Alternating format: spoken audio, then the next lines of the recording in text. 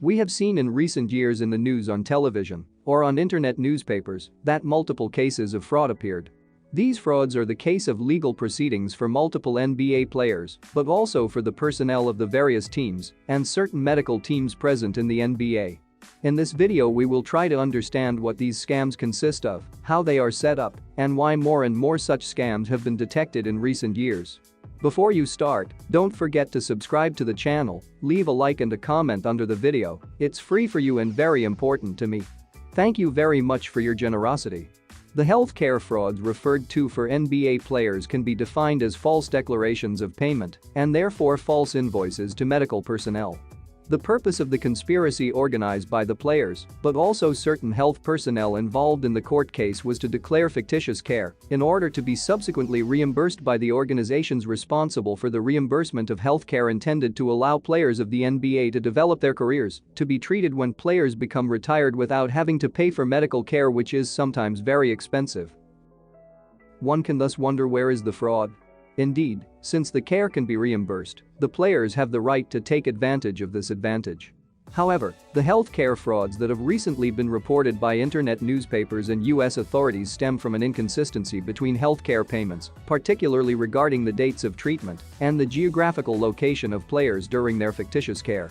The authorities confirm that the investigations have made it possible to demonstrate that the GPS data, the emails sent by the same players, but also the travel histories of these same players, do not correspond to the date and place of medical care. Thus, while the medical bills give a medical appointment in the United States, the elements collected by the federal authorities affirm that certain players were at the same time on the other side of the world. So how do these healthcare frauds work in the NBA? As we have said before, NBA players have the right to receive health care and to be subsequently reimbursed. All fraud is based on this compensation system. Indeed, the players will produce false documents intended to confirm that they have received health care, when in reality they have not received any health care and therefore make no payment. They therefore take the opportunity to ask the NBA organization to be reimbursed for this fictitious care. Moreover, the players do not act alone and must have the complicity of health providers who themselves produce false documents to affirm that the players have received care when this care was never actually carried out. Very often, the amounts of the transactions did not exceed $10,000. Indeed, federal law requires banks to disclose to authorities all transactions that exceed this amount of $10,000.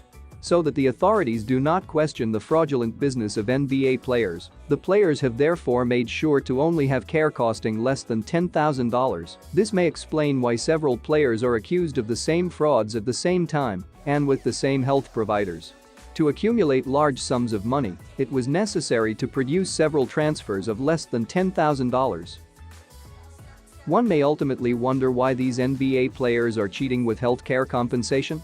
Indeed, although the players who are sentenced did not become superstars during their careers and did not accumulate enormous financial wealth, these NBA players earn sufficient salaries to live their lives.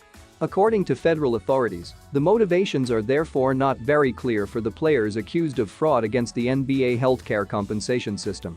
There will most certainly be other court cases of this kind that will be discovered by the authorities and by the general public.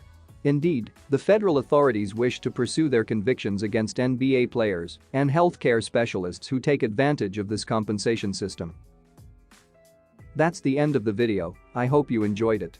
Remember to subscribe to the channel, like the video, and write a comment under the video. You can also discover my other videos on my channel. I offer original content that concerns many areas such as sport, technology, finance, geographic information systems, but also tutorials on software like PowerPoint. I also show how I create creative and artistic logos or designs.